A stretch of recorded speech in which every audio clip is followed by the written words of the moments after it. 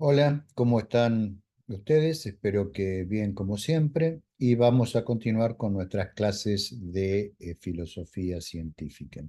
La última vez estuvimos viendo axiología, esto es la teoría de los valores, y empezamos con axiología, nuestro estudio de la ética, porque precisamente para poder hacer teorías éticas que nos permitan diferenciar entre distintos códigos morales, primero tenemos que conocer cómo los seres humanos evaluamos. ¿Valuamos qué cosa?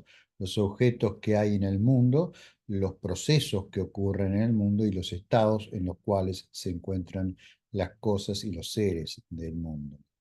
Esas valuaciones que hacemos los seres humanos y que hacen los animales nos permiten clasificar a los objetos de determinada manera, de forma que luego nos comportamos respecto a ellos de acuerdo a esa clasificación. Puse énfasis en que, en mi opinión, el origen de nuestras valoraciones de las cosas y los seres y los procesos que les ocurren eh, se originan en nuestras necesidades, en nuestros deseos, y estos a su vez están basados en déficit que ocurren en nuestros organismos. Aquellas necesidades que son urgentes para mantener nuestra existencia, le llamé necesidades primarias o bionecesidades, primarias y secundarias. Las primarias son las que estrictamente debemos satisfacer para permanecer con vida, y las necesidades secundarias también son bionecesidades y están relacionadas con la manutención de nuestro estado de salud y de homeostasis, lo cual nos permite cumplir con todas las funciones normales que tiene el organismo. Esas necesidades entonces nos hacen valorar, o sea, proyectar un valor que ordena a los objetos de acuerdo a nuestro entendimiento del mundo y de acuerdo a lo que nosotros pensamos que esos objetos, esos procesos, esas cosas pueden servir para satisfacer esas necesidades. Eh, Enfaticé que los valores son ficciones, ficciones que construyen los seres y proyectan sobre el mundo. No hay valores en sí. Ustedes no van a poder encontrar una cosa valiosa entre digamos, el valor entre las propiedades de una cosa, ¿sí? Algo es valioso siempre para un cierto organismo que está en un cierto estado, ¿sí? En un cierto momento del tiempo, distintos momentos del tiempo, cosas que pueden ser valiosas en una circunstancia pueden no serlos en otro, o cosas que pueden ser valiosas para un organismo pueden no serlas para otro organismo, ¿sí? Entonces no veo a los valores como propiedades, ni siquiera veo a los valores como propiedades relacionales, y muchísimo menos como cosas que existen en el mundo. Más bien los valores son creados por nosotros y los proyectamos sobre el mundo en nuestra clasificación de lo que hay en el mundo. Y son los valores los que guían nuestro comportamiento. En general nos manejamos de tal manera de conseguir cosas valiosas y de alejarnos de aquellas cosas que consideramos no valiosas o perjudiciales. Dije también que para poder, que el poder valorar es extremadamente importante, porque un organismo que no es capaz de valorar nada, que es indiferente a todo su entorno, es un organismo que va a entrar rápidamente en situaciones de peligro, al no poder, por ejemplo, valorar adecuadamente las fuentes de alimento o no poder reconocer a un depredador, ¿sí? Entonces, no solo los seres humanos valoran, sino que la mayor parte de los animales no humanos también hacen valoración. Los seres humanos hacen valoraciones complejas y por lo tanto suelen asociar conceptos a los valores. En determinadas circunstancias, algunos valores pueden ser representados por medio de una función, ¿sí? Una función que, por ejemplo, puede asignar un número entre 1 y -1, un número real en ese intervalo, a objetos valiosos, a los máximamente valiosos les asignamos, por ejemplo, el valor 1, y a los mínimamente valiosos o disvaliosos les asociamos el valor -1. Ahora, el poder, esa relación, transformarla en una función es algo extremadamente poco usual, porque son pocas las veces en que podemos conocer completamente nuestro estado y conocer completamente nuestro entorno, como para hacer una función de muchas variables explícita, ¿sí? Sin embargo, es importante tener en cuenta la dependencia de nuestras acciones de valoración de los diversos factores que influyen en ellas. También dije que llamamos bueno aquello que satisface una necesidad y por lo tanto aquello que consideramos valioso en un determinado momento y en un determinado estado, y consideramos malo a aquello que en general tiende a agravar nuestra situación de déficit o que se opone a la realización de nuestras necesidades, a la satisfacción de nuestras necesidades y a la realización de nuestros deseos, ¿sí?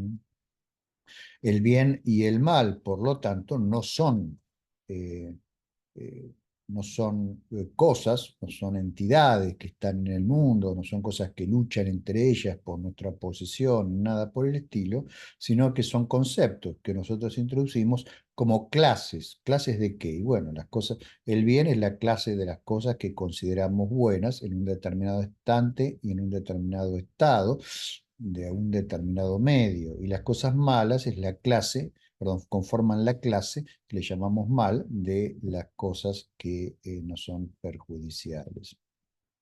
Como entenderán, para distintas culturas y distintas situaciones, estos conceptos de bien y de mal pueden cambiar, y de hecho, todas estas, digamos, caracterizaciones van a evolucionar con la evolución de la cultura, con la evolución de nuestro entorno y con nuestro conocimiento. O sea, valoramos diferente cuanto más conocemos. O sea, si conocemos eh, digamos, por ejemplo, que un determinado medicamento puede ser eficaz para aliviarnos de una determinada dolencia, buscaremos ese medicamento.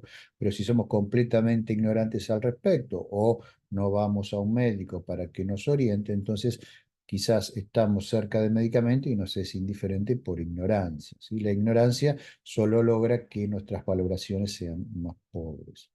También hablé de otros deseos que ya son digamos, dan lugar a psicovalores, que son deseos de carácter terciario y también cuaternario. Por ejemplo, deseos que nos ayudan a satisfacer alguna necesidad, por ejemplo, justificada racionalmente, pero no esencial para nuestra supervivencia, lo podemos considerar como un psicodeseo. Y por lo tanto, el valor que se genera es un valor en una jerarquía inferior a los otros, es un psicovalor, no es esencial para nuestra supervivencia. Por supuesto, puede ser esencial para nuestra calidad de vida y para lograr nuestros objetivos en la vida. Mientras que también tenemos muchas veces deseos de cosas que son completamente superfluas, o caprichos, fantasías. Podemos desear cosas absurdas, incluso podemos desear cosas que son extremadamente dañinas. A veces lo hacemos por ignorancia, otras veces lo hacemos por acondicionamiento, otras veces porque es lo que nos han inculcado de pequeños, etcétera, etcétera. Cuanto más sepamos, menos expuestos vamos a estar a los psicovalores de menor grado, aquellos que son prescindibles.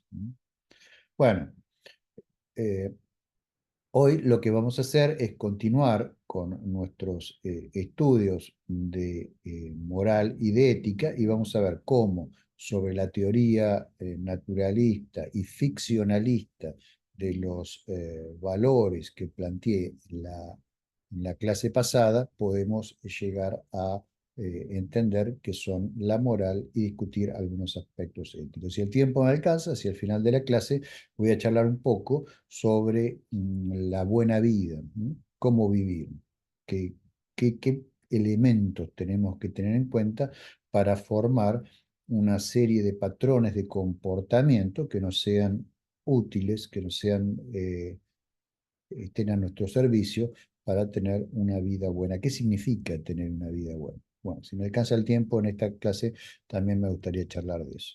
Como siempre, voy a compartir pantalla. Un segundo, por favor. Muy bien, ahora ustedes están viendo ya el PDF de la clase. Esto en buena medida es lo que vimos la clase pasada. Hacemos a modo pantalla completa. Aquí estamos. Y bueno, vamos a pasar por arriba las cuestiones que estuvimos viendo la clase pasada, que muy brevemente les acabo de resumir. Vamos para el otro lado. Muy bien. Esto es algo que quiero enfatizar de nuevo, ¿sí? Nada es bueno o malo en sí mismo, ¿sí? Es decir, independientemente de un sujeto que evalúa y de todas las circunstancias de ese sujeto y las circunstancias de externas. Por ejemplo, no habría nada bueno o malo en el universo antes de que surgieran los primeros animales o seres con capacidad de valorar. Si no hay necesidades, entonces tampoco hay valores, porque todo nos resulta indiferente. ¿M? Y por lo tanto, nada resulta ser bueno o malo. También sostuve, fíjense, que las necesidades que motivan las valoraciones, digamos, eh, tienen las podemos dividir en dos grandes grupos, ¿sí? Los biovalores, como les dije, y los psicovalores. Y muchas veces la discrepancia entre los biovalores y los psicovalores, que los adquirimos, digamos, en buena medida basándonos en en nuestra cultura, en nuestra educación, en los hábitos que nos formamos de chicos, pueden entrar en colisión con los biovalores. Y cuando eso sucede, bueno, lo que hay es un conflicto en el individuo y eso puede ser una fuente de miseria, ¿no? Cuando los biovalores y los psicovalores entran en colisión. Por eso una ética bien formulada debería aspirar a una armonía entre los distintos tipos de valores. Bueno, muy bien.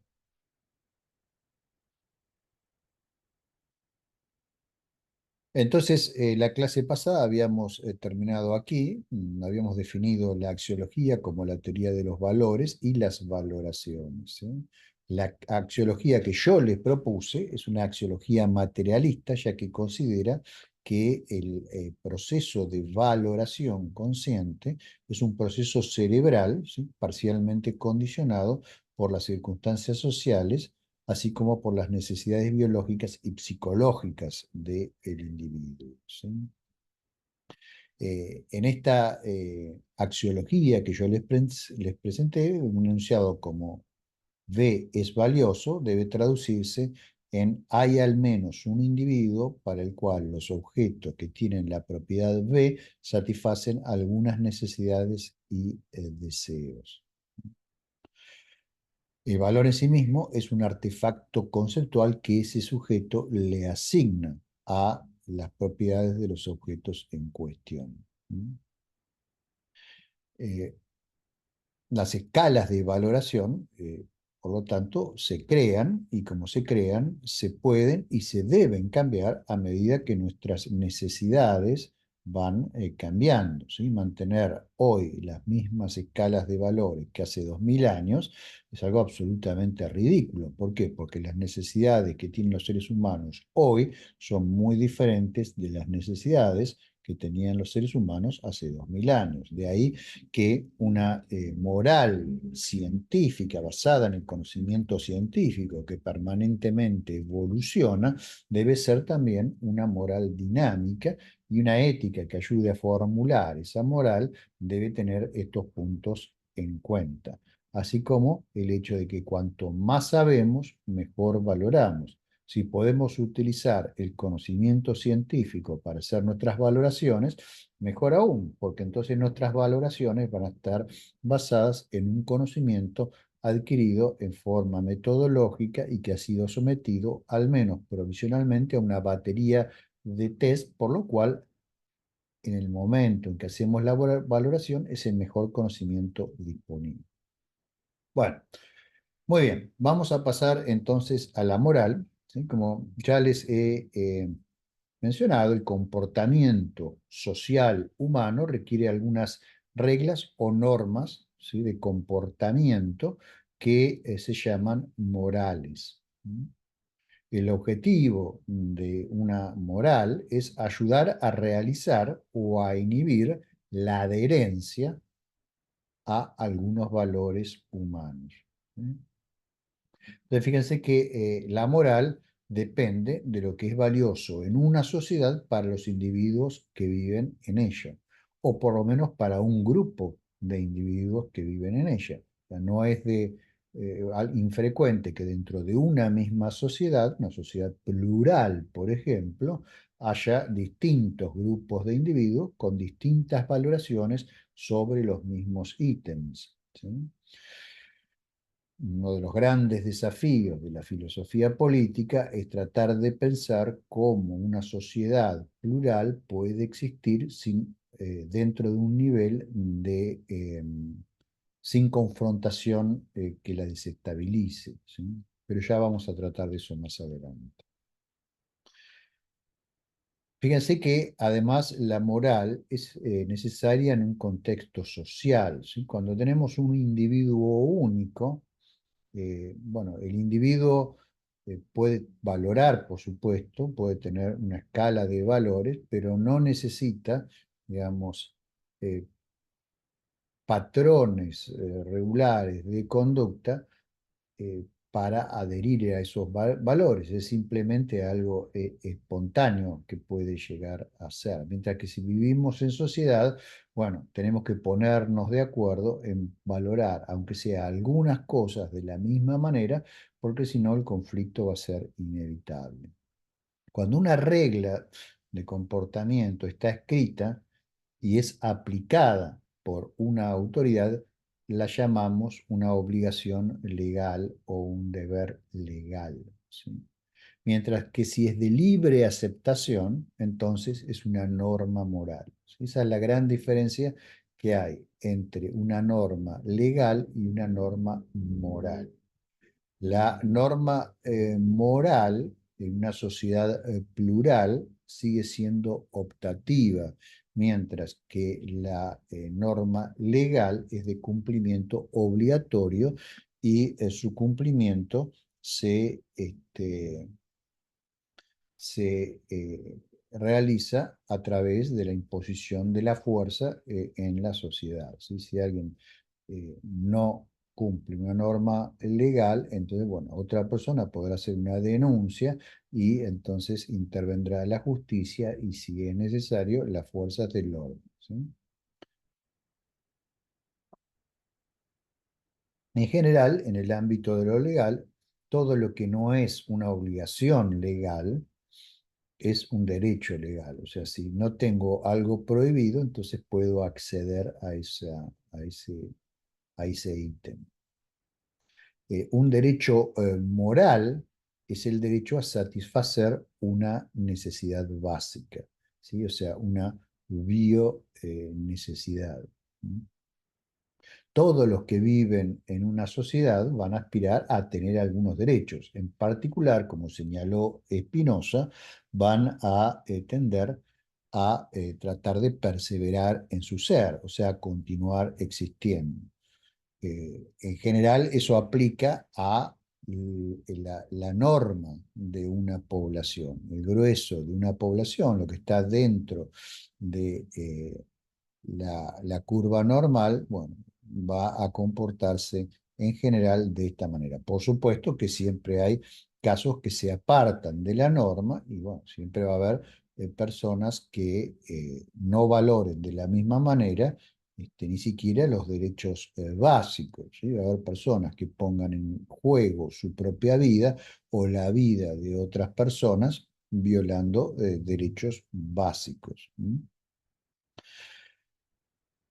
Una sociedad donde la norma es la violación de los derechos básicos es una sociedad que es insostenible porque se transforma en una especie de caos, ¿sí? Es algo así como la sociedad que vislumbramos en la wasteland de las películas de Mad Max, ¿sí? Donde lo único que prevalece es la fuerza bruta. Bueno, a fin de que se puedan satisfacer los derechos básicos es que nos imponemos también obligaciones morales. Bueno, las normas morales, entonces, básicamente son imperativos, o sea, son enunciados en forma imperativa. O sea, un enunciado de forma imperativa es una oración que no es ni verdadera ni falsa, o sea, en realidad no es una oración, sino es un imperativo que dice harás esto o no harás aquello otro, ¿sí? Lo que expresan son restricciones al comportamiento de los individuos, ¿sí? En una dada sociedad que pueden ser razonablemente justificados, en el caso ideal, en términos de intereses comunes legítimos, o sea, que no entran en contradicción con biovalores.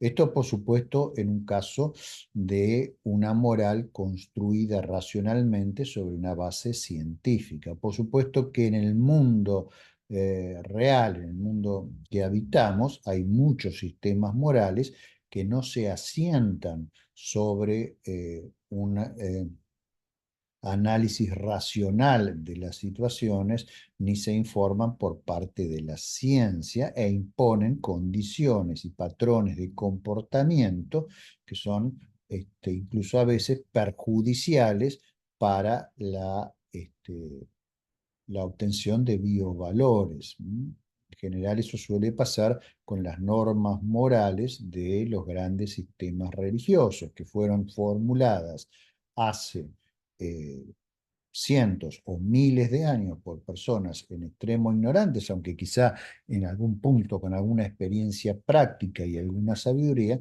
pero desde entonces las cosas han evolucionado y nuestro conocimiento ha evolucionado hasta un punto que muchas de esas normas ya son completamente obsoletas, si no es que son perjudiciales, ¿sí? Entonces, una de las primeras cosas que tenemos que aprender a hacer es a analizar los patrones morales, las normas morales por las cuales nos comportamos, a ver si realmente es posible darles una justificación razonable en términos de intereses comunes legítimos, ¿sí? Legítimos, insisto, que no entren en conflicto con biovalores. Si, por ejemplo, una determinada religión me exige hacer sacrificios humanos para que el sol salga este, periódicamente, bueno, creo que ahí hay un conflicto grave entre biovalores, porque mis patrones de conducta moral me llevan a asesinar, y por otro lado es muy difícil justificar razonablemente esa creencia si uno está informado sobre la naturaleza de la Tierra y del Sol, ¿no? Bueno, así podrían ustedes mismos eh, tomando religiones que actualmente se profesan, encontrar muchos casos de normas morales totalmente obsoletas, perjudiciales o arbitrarias. Decimos que una acción dada que ejecuta un ser humano es moralmente incorrecta o moralmente reprochable si obstaculiza a un individuo para lograr un derecho moral. A la inversa, es moralmente correcta o moralmente beneficiosa si ayuda a algún individuo a ejercer un derecho moral. ¿Mm? Por ejemplo, el derecho de alimentarse, el derecho de guarecerse de las inclemencias del tiempo, ¿mm? O el derecho de acceder a la salud si tiene un problema de salud. Afortunadamente, los seres humanos se han puesto de acuerdo en la promulgación de un conjunto de derechos universales de los seres humanos. Esos derechos no son por convención, o sea, los seres humanos se reúnen y deciden, bueno, estos son los derechos básicos que toda persona debería tener. En algunos casos, algunos de esos derechos están garantizados legalmente y en otros casos, bueno, de distintas sociedades, eh, a través de normas morales se tratan de implementar. Son derechos muy elementales, por eso se llaman derechos humanos básicos. Yo no pienso que existan los derechos naturales, que uno nazca con un derecho. Para que uno tenga un derecho, alguien se lo tiene que reconocer, o sea, aquellos entre los cuales yo me muevo, me tienen que reconocer ciertos derechos para que yo pueda tener acceso a esos derechos. Si nadie me reconoce los derechos, bueno, no me queda otra que pelear por ellos, pero no son cosas que vengan conmigo de nacimiento, sino que es necesario llegar a un consenso común y racional sobre cuáles son las cosas que nos convienen a todos.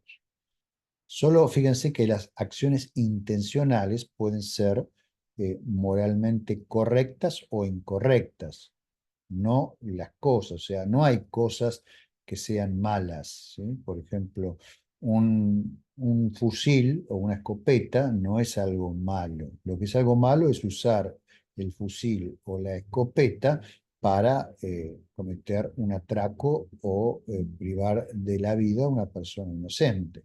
Ahora, si alguien irrumpe en mi casa y trata de matar a mi familia, si yo uso la escopeta para defenderme y hacer uso de legítima defensa, entonces la acción intencional que yo realizo puede ser moralmente correcta en probablemente la mayor parte de las sociedades actuales, ¿sí? De la misma manera, un martillo no es ni bueno ni malo. Si lo utilizo para construir una casa, digamos, las acciones que estoy realizando con el martillo son buenas, porque estoy construyendo una casa para albergar, por ejemplo, a mi familia. Es una acción moralmente correcta. Estoy buscando protección de las inclemencias del tiempo. Ahora, si uso el martillo para romperle la cabeza al vecino, robarle su casa, entonces la acción es moralmente incorrecta, además de, en la mayor parte de la sociedad, ser legalmente eh, incorrecta, ¿no? Pero las cosas en sí no son, digamos, objetos morales. Lo que podemos calificar moralmente son las acciones intencionales de determinados organismos, para hablar de los seres humanos en el caso que estamos hablando. Y esto nos lleva a una cuestión interesante, que es la responsabilidad moral. ¿Qué es la responsabilidad moral? La responsabilidad moral es la relación que hay entre un agente intencional, o sea, un agente capaz de producir voliciones y actuar en consecuencia de las mismas, y un conjunto de acciones que la gente realiza. ¿Sí? Algunas de las acciones que realizamos no implican, eran responsabilidades morales, ¿sí? No sé, por ejemplo, yo ahora me estoy hidratando tomando el mate. No creo que eso tenga un impacto moral en mi entorno, ¿sí? Ahora, si como agente intencional me pongo a planear, no sé, qué sé yo, este, robar el banco que queda abajo de mi casa, bueno, ahí seré responsable moralmente y además penalmente de las acciones que he tomado. Si decido, por ejemplo, mentir intencionalmente para ocultar alguna cosa que hice que no quiero que alguien conozca, bueno, ahí tendré la responsabilidad moral de las consecuencias de ese acto de mentira, ¿sí? Fíjense que hay un punto muy importante, que es que la responsabilidad moral no requiere de la capacidad de actuar de otra manera ante las mismas circunstancias. En otras palabras, no requiere de eso que los teólogos llaman el libre albedrío. La responsabilidad moral más bien requiere del determinismo a fin de que el origen de las acciones pueda ser trazable al individuo. Si yo no tuviese ninguna relación, si no hubiese ninguna relación causal entre mis voliciones y la forma en que yo me comporto, entonces no tiene ningún sentido atribuirme responsabilidad moral, porque no actúo como un agente intencional. No hay ninguna forma de ligarme a mí con lo que estoy haciendo, porque no estoy formulando las voliciones del caso. Por eso, si por ejemplo tengo un tumor cerebral en los lóbulos frontales, no puedo producir voliciones, pero sin embargo el tumor me empieza a afectar la amígdala, probablemente no esté en un estado violento y agreda a algunas personas. Ahora, esa agresión no fue el resultado de una agencia intencional y por lo tanto no hay una responsabilidad moral asociada a la misma. En la mayor parte de los casos no debería haber una responsabilidad legal tampoco. De ahí que consideramos legalmente inimputables a las personas que no son agentes intencionales, ¿sí? Hay, por supuesto, una discusión de una persona normal, a partir de qué edad se la puede considerar como un agente intencional. Esa discusión se da en distintas sociedades, es una discusión muy interesante de filosofía moral, ¿sí? En mi opinión, los seres humanos son agentes morales ya desde edad muy temprana si han accedido a una educación adecuada, si han tenido la oportunidad de alimentarse correctamente, de educarse. eh, Ahora, si no han tenido esas oportunidades, entonces quizá no es la misma edad la que diferencia la agencia intencional. O sea, la agencia intencional depende también de la historia previa del sujeto, ¿sí? Obviamente que en la práctica no es posible diseñar un código legal sobre la base de una relatividad completa de las características de cada sujeto particular que forma parte de esa sociedad, pero además los sujetos van cambiando con el tiempo. Por eso, muchas veces es posible que sea muy difícil aplicar una justicia y una teoría de la justicia, desarrollar una teoría de la justicia, digamos, que sea maximalmente o óptimamente viable para una sociedad abierta y plural es uno de los grandes desafíos de la filosofía política.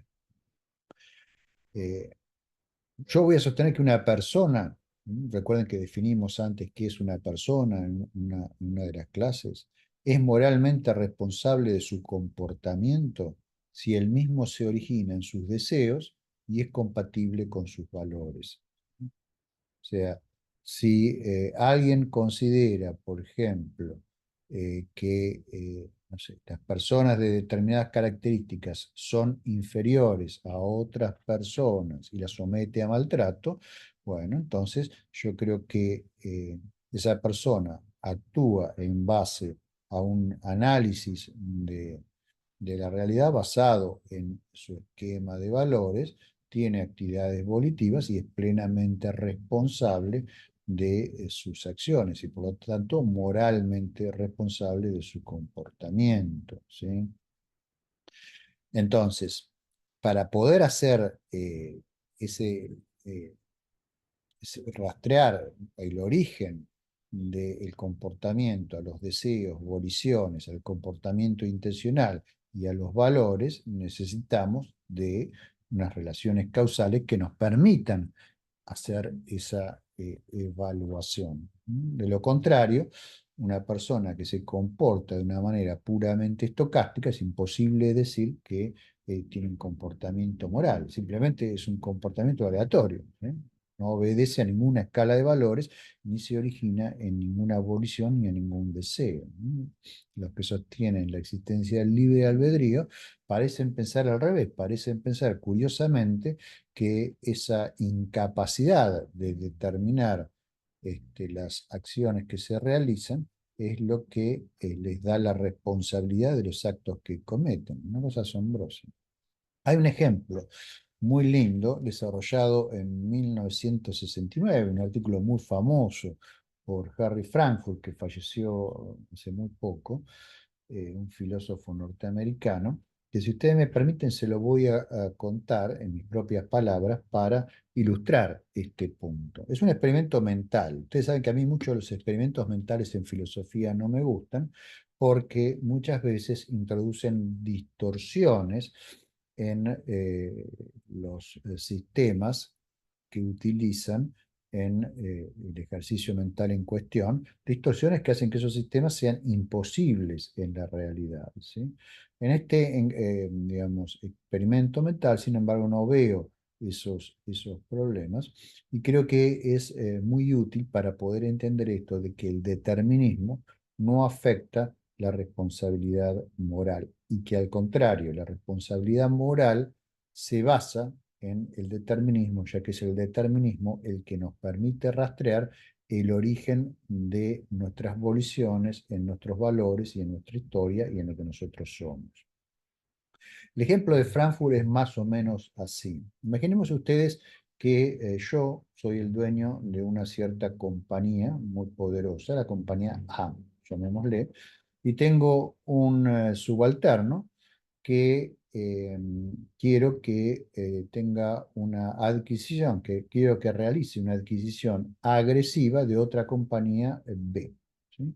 Entonces le encomiendo esa tarea al subalterno y le indico que quiero que obtenga la compañía B, incluso utilizando métodos que estén reñidos con la moral y que estén reñidos, la moral aceptada en esa sociedad, y que estén reñidos incluso con la ley, ¿no? Con código, código legal de la sociedad en cuestión. Entonces, como no confío mucho en mi subalterno y temo que mi subalterno pueda tener remordimientos morales o tenga pruritos morales y por lo tanto no se comporte de tal manera que el resultado final de la acción sea la adquisición de la compañía B, lo que hago es, mientras duerme, no soy una persona de infinitos recursos, le hago implantar un chip sin que se dé cuenta en el cerebro. Ese chip es muy peculiar porque es un chip que actúa de la siguiente manera. Me permite a mí, que estoy en mi oficina, ver exactamente lo que ve mi subalterno y oír lo que oye mi subalterno, ¿sí?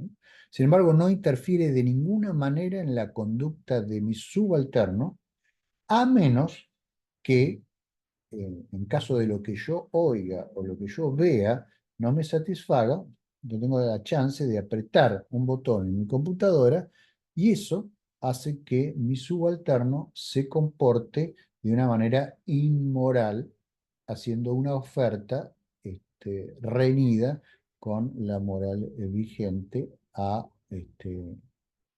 los representantes de la compañía B. Bien, entonces llega el día del encuentro. Mi subalterno va a la reunión con la gente de la compañía B, yo lo voy monitoreando todo el tiempo por el monitor de la computadora, con temor de que los conceptos de responsabilidad moral que él tenga lo puedan inhibir a la hora de presionar a los representantes de la compañía B. Ahora bien, para mi sorpresa, veo que mi subalterno empieza a hacer ofertas extremadamente dudosas desde el punto de vista moral e incluso hace aprietes digamos, que podrían considerarse incluso hasta mafiosos. Lo cual yo, como soy un flor de, eh, ¿cómo decir, para no decir una mala palabra aquí en el curso? Un flor de malnacido, por decirlo de alguna manera, me pongo muy contento de ver cuán leal a mis órdenes es mi subalterno y no aprieto en ningún momento el botón.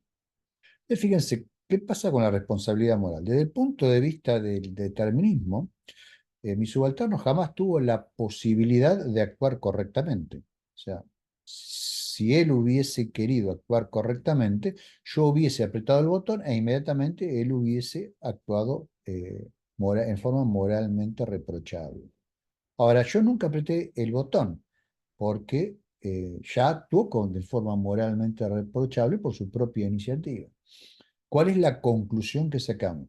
La conclusión que sacamos es que a pesar de que jamás tuvo la posibilidad de actuar de otra manera, ¿sí?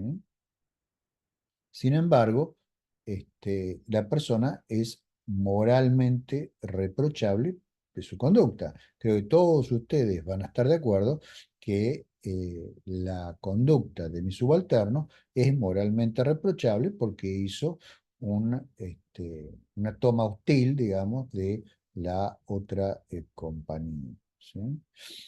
Y en ningún momento tuvo la posibilidad de hacer otra cosa, porque si siquiera lo hubiese intentado, yo lo hubiese anulado. ¿Sí? Y él no se hubiera dado cuenta, y hubiese optado, se lo hubiese generado, digamos, dentro de sí una corriente de impulsos que lo hubieran llevado a actuar de la misma manera que actuó, pero eso no fue necesario, actuó solo. ¿Sí? Entonces, nuestra conclusión, ¿cuál es? Bueno, que la responsabilidad moral no solo no requiere de la capacidad de actuar de otra manera, sino que requiere precisamente de la posibilidad de rastrear las acciones que comete un individuo a sus valores y a sus voliciones. Y esta persona tenía valores y tenía voliciones tales que lo llevaron a actuar de esta manera, por lo cual lo consideramos reprochable desde un punto de vista moral. O sea, una persona A, digamos, ¿no?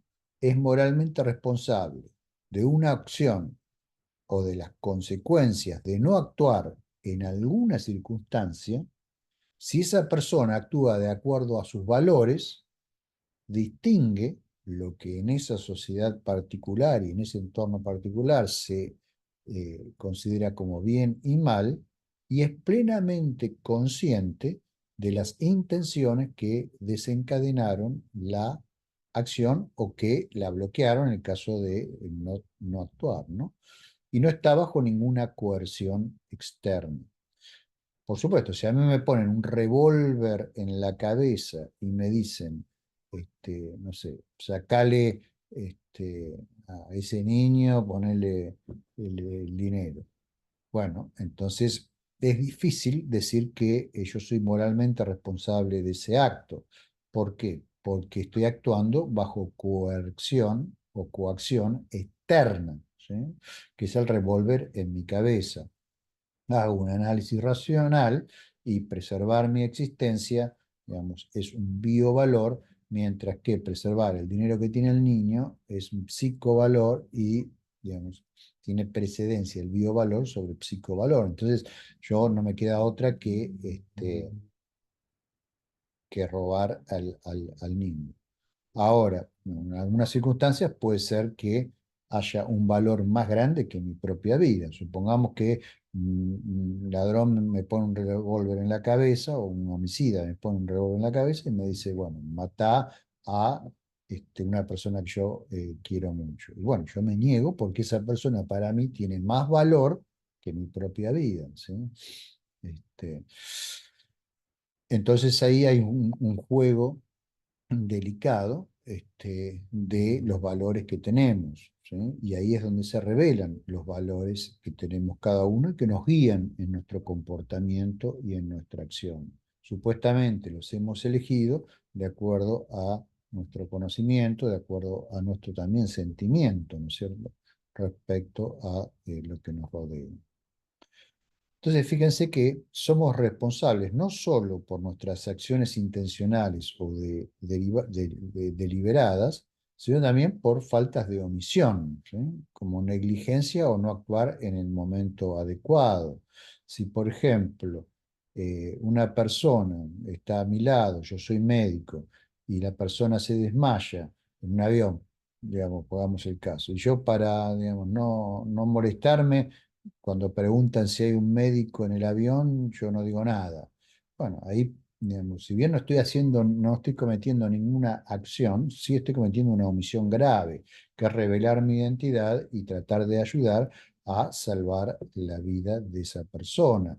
Y la vida de la persona es el biovalor más grande que esa persona tiene. Entonces, ahí tengo una falta de omisión, ¿sí?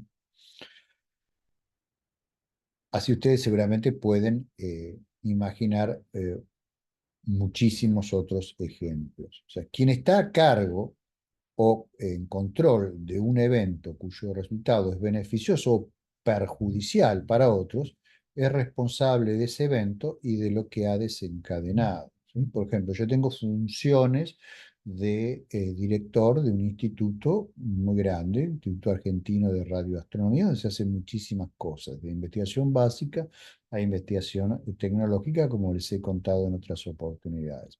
Ahí yo solo, no soy solamente responsable de lo que se hace en el instituto, también soy responsable de lo que no se hace.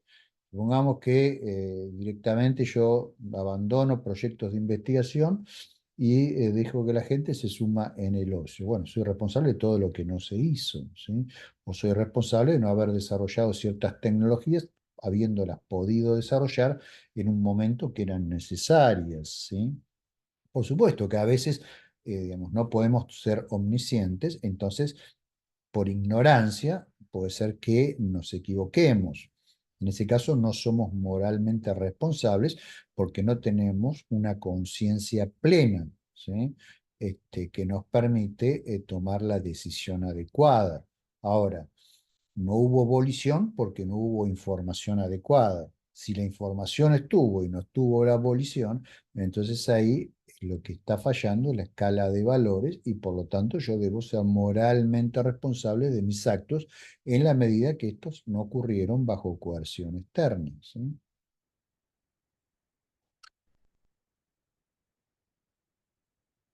Bien, entonces solo los individuos, fíjense, son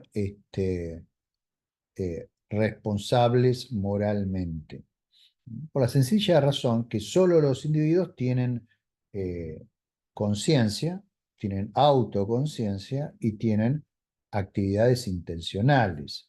Yo no puedo atribuir, digamos, responsabilidad moral a cosas que no tienen, por ejemplo, un sistema nervioso relativamente desarrollado, o no puedo atribuir eh, responsabilidad moral a una máquina, ¿sí?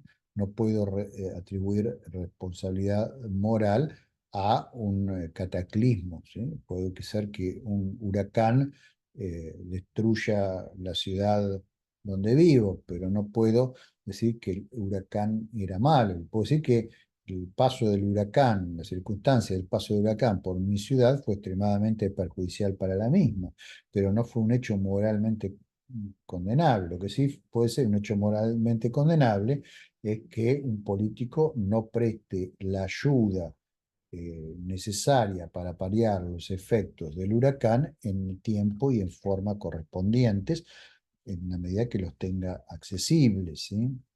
De hecho, mi ciudad fue destruida en el año 2012 por una inundación generada por una lluvia masiva, ¿sí? Y hay una gran responsabilidad por parte de los políticos que estaban a cargo de la ciudad, en particular del intendente y de las personas que trabajaban con él, por no actuar con la debida celeridad para paliar los efectos de la inundación y también por no haber tomado las precauciones necesarias para evitar la contingencia de una inundación, ya que es sabido que la ciudad es inundable por estar en un lugar extremadamente plano, ¿no? En eh, la Pampa Argentina, donde todo es extremadamente plano, chato, flat. ¿No? Entonces, un corolario de esto que acabo de mencionar es que no existe la responsabilidad moral colectiva. ¿Sí? ¿Por qué? Porque los colectivos, las sociedades, los grupos humanos, no tienen un cerebro, eh, no tienen conciencia y no tienen actividades intencionales. Cuando actúan en grupo, bueno, es la suma simplemente de las actividades intencionales de cada uno. Por supuesto, un grupo humano puede ser, por ejemplo, convencido por un orador de actuar de determinada manera, pero son cada uno de ellos los que deciden actuar de esa manera. ¿Sí? Si un demagogo nos dice que debemos segregar a las personas de un cierto tipo, que debemos pensar en otras personas de nuestra sociedad como nuestros enemigos simplemente porque piensan distinto, bueno, entonces la responsabilidad moral cae sobre nosotros y sobre el demagogo, sobre todos, pero sobre el individuo siempre. No puede recaer sobre las sociedades, sobre los grupos humanos. No podemos culpar a un grupo por lo que hacen los individuos. ¿Sí? O sea, todo lo que puede haber es compartir entre los miembros de un grupo una responsabilidad determinada por una acción que algunos miembros del grupo o todo el grupo cometieron, ¿sí? Si es que actuaron de la misma manera y con el mismo grado de conciencia. ¿Sí? Por lo tanto, las represalias colectivas son monstruosidades morales. ¿Sí? En ese sentido, punir a un pueblo por lo que han hecho sus gobernantes es una monstruosidad moral. ¿Sí? Eh, por ejemplo, los bombardeos durante la Segunda Guerra Mundial de la población civil, en mi opinión, son monstruosidades morales, por más que dentro de los países bombardeados hubiese grupos humanos de seres humanos que cometiesen también atrocidades. O sea, una atrocidad no justifica otra atrocidad contra grupos humanos enteros, ¿no es cierto? El arrojar las bombas nucleares en Hiroshima y Nagasaki, que eran esencialmente eh, ciudades donde no había actividad militar, simplemente como una demostración de poder, me parece que es un hecho moralmente monstruoso. ¿Sí? Lo mismo el bombardeo de Tokio de 1900, si me acuerdo bien, fue en marzo de 1945, que mató 100.000 personas. Tokio era esencialmente una ciudad donde la mayor parte de las casas estaban hechas esencialmente de papel, entonces, claro, eso se prendió fuego, matando civiles que no tenían responsabilidad moral directa por parte de las acciones que cometían sus dirigentes, ¿no es cierto? Más en un país que no era democrático, ¿no? En ese momento. Este, en fin, ustedes podrán pensar en muchos otros ejemplos similares. Tomo estos porque son ejemplos clásicos que se suelen discutir cuando se discuten estas cuestiones. ¿Cierto? Hay gente, por supuesto, que piensa, bueno, no, pero la muerte de esas personas permitió ahorrar la vida de tantas otras que si no hubieran muerto, o sea, eso es una proyección a futuro, pero es muy difícil hacer esas proyecciones, ¿no es cierto? Quizás el mismo resultado se pudiese haber obtenido tirando una bomba atómica en un lugar completamente deshabitado, ¿sí? Para simplemente mostrar el poderío de la misma o la victoria en Europa se podría haber logrado sin la necesidad de los bombardeos de alfombra sistemáticos que se hicieron sobre todo entre 1943 y 1945, que produjeron no solo una cantidad de muertos y de sufrimientos inenarrables, sino que destruyeron buena parte de la cultura occidental. ¿No?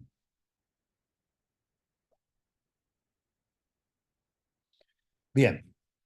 Eh, entonces, yo creo que es un error trasladar la responsabilidad del individuo a la sociedad o incluso a conceptos. A veces digamos, se acusa, o sea, se da la responsabilidad de actos que son cometidos por personas al sistema, al establishment, a los poderes hegemónicos, a la ciencia, a la tecnología moderna, ¿sí? Es muy común, como ya Charlie, cuando hablamos de tecnología, que ciertas personas digan que los males de nuestro tiempo provienen del uso de la tecnología o de la cultura o de la ciencia, ¿sí? Porque si no, no habría contaminación ambiental, si no, no habría cambio climático, si no, no habría habido guerras altamente tecnológicas, etcétera, etcétera. Cuando confunden que el objeto al cual se le puede atribuir responsabilidad moral tiene que ser un agente intencional y no un concepto como lo es la ciencia, la tecnología, este, el establishment, el sistema, los poderes hegemónicos, el imperio y todas esas estupideces que oímos permanentemente decir a los políticos para instaurar divisiones y que se les haga más fácil la tarea de manipular a la gente, ¿no? Tristemente hay filósofos que también caen en estas confusiones. Yo les mencioné en el caso de la tecnología a Heidegger y Marcuse, que precisamente hacen este tipo de cuestiones. Rousseau también las hizo en el siglo XVIII, cuando este, pensaba, digamos, argumentó que la civilización corrompe, que el progreso es malo y que el hombre en estado natural es un hombre, ser humano en estado natural es mucho más puro, mucho más bueno, el buen salvaje, el mito del buen salvaje, que el hombre que vive en sociedad y que vive en una cultura determinada, ¿no? Eso es el comienzo de una tradición, ¿no? Que tendría consecuencias nefastas y es un hilo que pasa por toca varios puntos en el siglo XIX y termina en el fascismo y en el nazismo, ¿no? Bueno, continuemos. Bueno, ¿y qué es un código moral? ¿Sí? Un código moral básicamente es un sistema ordenado de normas, o sea, de imperativos, ¿sí? De oraciones imperativas que especifican lo que está bien y lo que está mal para algunos individuos en una sociedad determinada. Si algunas de estas normas regulan actividades interpersonales, otras guían el comportamiento de los individuos respecto a, digamos, cómo llevar adelante su propia vida en el ámbito privado, ¿no? O sea, todo código moral se complementa con una serie de normas morales o éticas que establecen que tales y tales normas son superiores a tales y tales otras. O sea, el código moral es un sistema, ¿sí? Como digo al principio, es un sistema ordenado. Ese ordenamiento no se hace dentro de la moral, sino que se hace desde la ética, desde un análisis del sistema moral y entonces establece una relación de orden en base a algún criterio que debe ser justificado racionalmente en un código moral racional y que es justificado a veces en forma completamente irracional, invocando alguna autoridad, invocando algún poder divino o invocando a Dios sabe qué. O sea, un código moral que ha sido, digamos, probado racional y empíricamente en el sentido de que es consistente y que además ha probado a través de la experiencia que beneficia a los individuos que viven en una sociedad donde se ha implementado, entonces siempre va a ser superior a uno que sea irracional y que esté basado en la superstición y que ha sido impuesto por educación, formación, propaganda, que ha sido inculcado desde la cuna. De hecho, eh, el cuestionamiento de los códigos morales es algo relativamente nuevo en Occidente, es algo que se empieza a dar básicamente a partir del Renacimiento y a partir de la revolución científica, o sea, a partir del nacimiento o del renacimiento del espíritu crítico. Pero, digamos, hasta entonces los códigos morales se pensaban que eran absolutos y que tenían un origen divino, por lo menos en Occidente, ¿no? Y también en el Medio Oriente, porque lo mismo pasa con el Islam, ¿sí? Y eso estaba tan inculcado en nuestra educación que se ha incorporado en buena medida en el lenguaje que utilizamos. Y muchas veces utilizamos calificativos o descalificamos en forma, digamos, prácticamente sin darnos cuenta a través del uso del lenguaje que utilizamos, porque ese lenguaje está muy embebido de 1500 años de regirnos por esos códigos, que son códigos, insisto, que se han sido formados o formulados entre gente primitiva hace mucho tiempo en sociedades completamente diferentes de las nuestras, ¿no? Y llevan a toda clase de contradicciones en el comportamiento de las personas y a un montón de sufrimiento, sin duda. Sea, una moral científicamente orientada, como la que yo propongo en esta materia de filosofía científica, debería tener en cuenta los descubrimientos de la ciencia, en particular de la sociología, de la antropología, de la biología, ¿m? Para proponer códigos morales que estén diseñados para sociedades específicas donde los individuos tienen necesidades y deseos específicos, ¿m? Es absurdo esperar que, digamos, el código moral que nosotros usamos aquí en Argentina sea exactamente el mismo que el que se usa en Medio Oriente o el que se usa en Japón o en China. Son sociedades distintas, con regímenes de gobierno diferentes. Ahora, que sean distintos no quiere decir que no haya uno que sea óptimo para esa sociedad, ¿no? Bajo la información que nos brinda la ciencia sobre esa sociedad particular, ¿sí? Y además, los códigos morales no deberían ser estáticos, como pretenden ser los códigos morales absolutos de inspiración divina. O sea, a medida que una sociedad evoluciona, los códigos morales deberían adaptarse a la evolución de esa sociedad. Eso afortunadamente está pasando, ¿no? Durante el siglo XX. En realidad ya durante el siglo XIX hubo toda una revisión de la forma de valorar, que llevó en el siglo XX a un montón de cambios y de progreso en cuanto a los derechos que se reconocen a las personas en la sociedad occidental.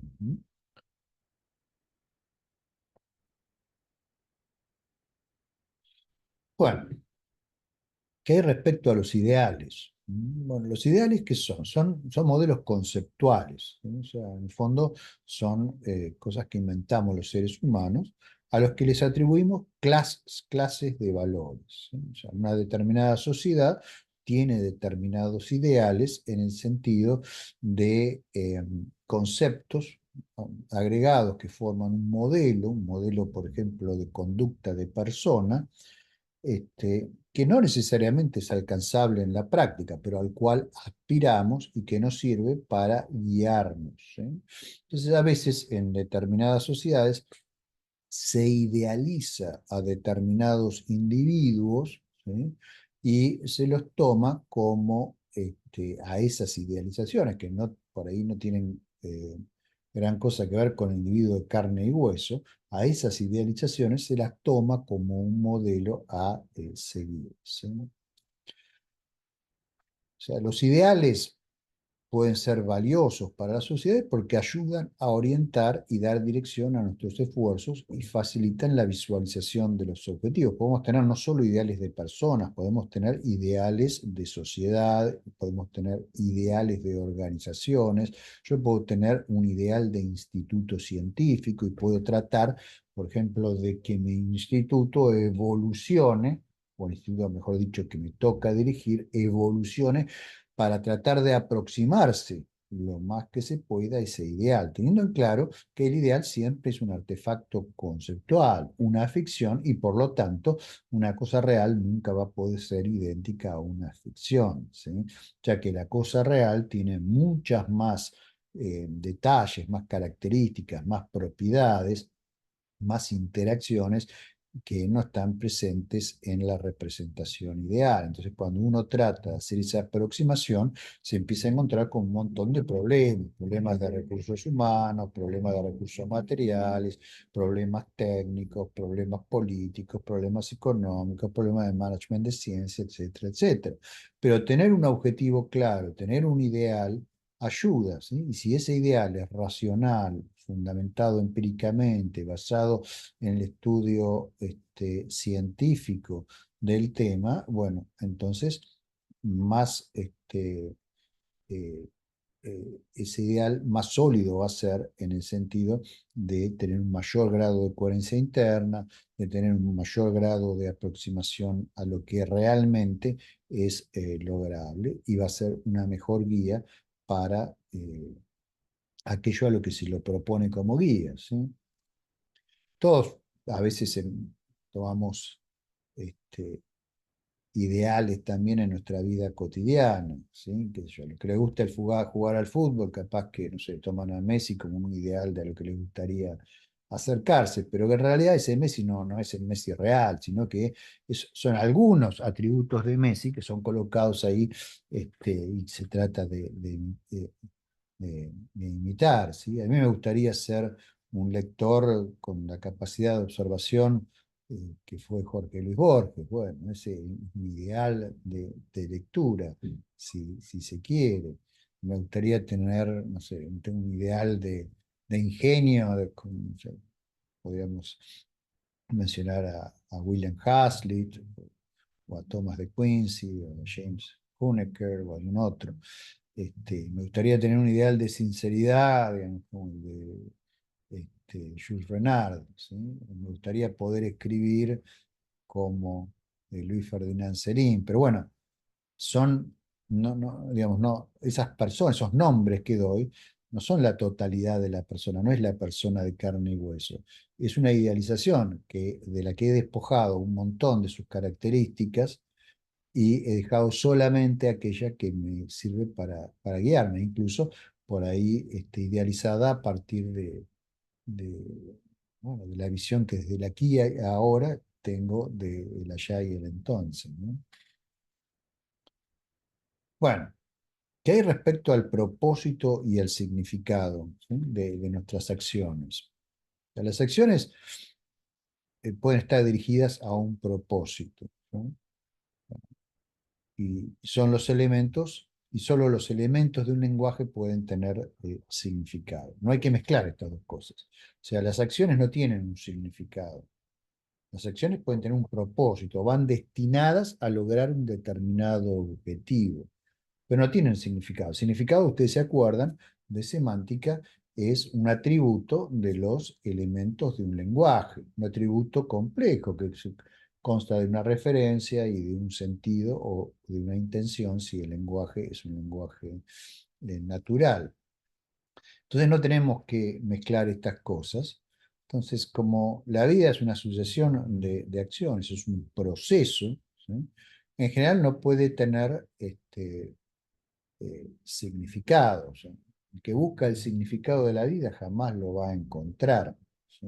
No lo va a encontrar porque no, digamos, es un atributo que no se aplica a un proceso como es la vida, ¿sí? Y también la vida no viene con un propósito de fábrica. Para que algo tenga un propósito, tiene que estar dirigido a un objetivo. Y para que algo esté dirigido a un objetivo, tiene que haber una actitud intencional que lo dirija hacia ese objetivo.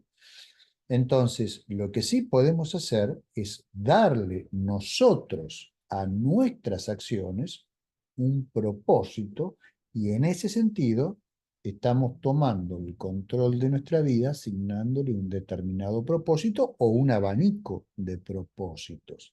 Obviamente, cuanto más sepamos, cuanto más conozcamos, mayor libertad de elección de ese propósito vamos a tener. De la vida va a tener un propósito si alguien le da ese propósito, ¿sí? Si alguien se fija uno o muchos objetivos o un sistema de objetivos y orienta sus acciones en esa dirección. Ahora, esa asignación de objetivos la podemos hacer nosotros sobre la base del conocimiento de nosotros mismos y de nuestro entorno, o la puede hacer otro. Hay mucha gente que el objetivo de su vida, que el propósito de su vida, no lo eligen ellos, o sea, lo delegan a terceros, se los da el político de turno, se los da, digamos, alguien que los puede manipular, se los da su pareja, se los da Dios sabe quién, ¿sí? Yo creo que eso no es deseable. Creo que una persona plena que aspira a la plenitud, o sea, a desarrollar todo su potencial, debería ser capaz de elegir sus propios objetivos y guiar sus acciones de acuerdo a esos objetivos. A la hora de elegir esos objetivos, va a importar las características de esa persona, su conocimiento, su capacidad racional, su capacidad de armar planes coherentes, su estabilidad, también sus emociones. Tiene que tener en cuenta todo un paquete y con ese paquete puede elegir objetivos y puede someterlos permanentemente a revisión crítica. En determinado momento vayamos en esta dirección, no quiere decir que con un mayor conocimiento y con un sentimiento distinto no decidamos cambiar de dirección. Lo importante es que lo hagamos basados en eh, razones y informados adecuadamente, ¿sí? Y en cuanto a el significado, no le busquemos dar un significado a nuestra vida porque no lo va a tener, porque es como querer asignarle un color a algo translúcido, o sea, no aplica, ¿sí? Lo que sí podemos hacer es crear una narrativa sobre nuestra existencia, como hablamos cuando definimos persona, y a esa narrativa, claro, le podemos asignar un significado porque una narrativa consiste básicamente en un discurso articulado en un determinado eh, lenguaje. Yo creo que vivir de acuerdo a narrativas no es bueno porque en general las narrativas se terminan deformando y terminamos viviendo para la imagen que proyectamos de nosotros en el otro y no para nosotros mismos. Porque si hacemos una narrativa de nuestra vida es porque queremos que alguien, narrarle esa narrativa a alguien, ¿sí?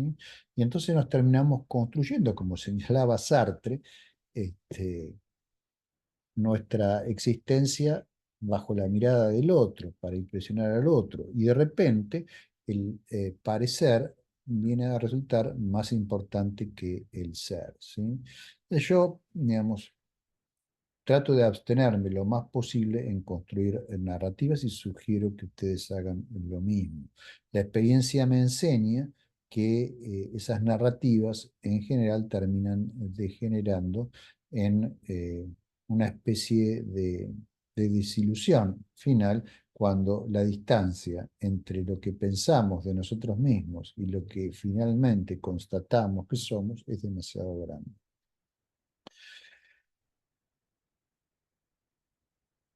Bien. eh, esa narrativa que muchas personas necesitan para darle un significado a- a su vivir, eh, la pueden a veces formular ellos, pero también a veces la generan otros o la adoptan de un entorno, ¿sí? ¿Qué es lo más común? Lo más común es que las personas que se mueven en un determinado ámbito social adquieren una postura, una narrativa sobre el rol que desempeñan en ese sistema social y traten de ser fieles a esa narrativa. Esa narrativa puede ser parcialmente verdadera, puede ser completamente falsa o en un caso ideal, ser bastante verdadero o verdadera, ¿no? Pero es una carga eh, que no sé si vale la pena llevar en la vida, ¿no? Bueno, muy bien. Entonces, estamos ahora en condiciones de decir algunas cosas sobre ética. La ética es metamoral, o sea, es el estudio y el diseño de la moral para satisfacer las necesidades y los deseos de los individuos de alguna sociedad. ¿Sí? No hay una ética universal, en mi opinión. O sea, las éticas van a depender de las morales que tengan determinadas sociedades en determinado momento del tiempo. Van a depender del conocimiento que se tenga del mundo, van a depender del conocimiento que se tenga de la sociedad, van a depender del desarrollo de esas sociedades. De las éticas en general se plantean como sistemas hipotético-deductivos sobre la naturaleza, las raíces y las funciones de las normas morales. Tienden a establecer jerarquías entre las normas morales y a justificarlas. Entonces, tales teorías, las teorías éticas, como toda teoría, deberían evaluarse a la luz de la ciencia. O sea, habría que evaluar la consistencia interna de la teoría ética y luego, a través de la experiencia, ver qué resultados da la teoría ética. Por ejemplo, si una teoría ética de origen absolutista o divino justifica una determinada cantidad de acciones que no cambian con el tiempo, que terminan generando, por ejemplo, intolerancia, guerras de religión, y toda clase de barbaridades, segregación de la mujer, muchas otras cosas por el estilo. Bueno, podemos considerar primero que la experiencia nos indica que esa ética no es satisfactoria para justificar una moral que satisfaga las bionecesidades de la población, menos las psiconecesidades, y es más, establece conflictos internos entre unos y otros, y además que es internamente inconsistente, ¿sí? Si ustedes se fijan en las éticas religiosas, van a encontrar muchísimas incoherencias e inconsistencias, lo cual es lógico, porque las personas que construyeron esas morales, ¿sí? Las justificaron de una manera completamente irracional y que es incompatible con nuestro conocimiento actual del mundo. O sea, esas éticas tienden a decir que bueno es lo que dice Dios que es bueno y malo es lo que dice Dios que es malo. ¿Sí? El problema es que ese Dios no lo podemos entender y entonces, si no lo podemos entender, caemos en seguir cosas que son completamente arbitrarias, ¿no es cierto? Que no son justificables y que pueden ser internamente inconsistentes. Entonces, fíjense que el referente de las teorías éticas son las normas morales. Así como el referente de las teorías de la física son los sistemas físicos, así el referente de las teorías éticas son las normas morales. Los referentes de la química son los sistemas químicos, los referentes de la biología son los organismos, y los referentes de la sociedad, de, de las teorías sociales son las sociedades. ¿Sí? Bien. Además de una ética científica, o sea, una ética informada por la ciencia, con esto no quiero decir que la ética sea una rama de la ciencia, sino que la ética como rama de la filosofía debe estar informada por la ciencia. Además de eso, tenemos una ética de la investigación científica, ¿sí? O sea, esta ética es la que fija reglas morales para la actividad de investigar la actividad de investigación científica. ¿Sí? O sea, cualquier definición adecuada del concepto de ciencia debe incluir alguna referencia a cuál es el código de conducta de los científicos, ¿sí? Que está diseñado en general para alentar y proteger la búsqueda de la verdad o del conocimiento parcialmente verdadero, ¿sí? O sea, la búsqueda de modelos adecuados, aunque no necesariamente eh, eh, exactamente fidedignos de la realidad, adecuados a determinados fines y con el grado de conocimiento que tenemos en ese momento, posibles dentro de ese. de ese grado de conocimiento, ¿sí? Cuando hablamos de ciencia, hablamos un poco de las, de la ética científica y de las pautas morales de los científicos, y lo mismo hicimos cuando hablamos de tecnología, ¿sí? También la tecnología tiene sus reglas morales. Bien, creo que por ahí es oportuno dejar aquí para la clase que viene terminar con el tema de ética, hablando de acción y de el buen vivir, ¿sí? Así ustedes pueden ir masticando lo que hemos visto en esta clase. Bueno, espero que les haya gustado la clase, y lo que quedamos entonces es, perdón, et- este, en vernos para la próxima. Hasta luego, que tengan muy buen día.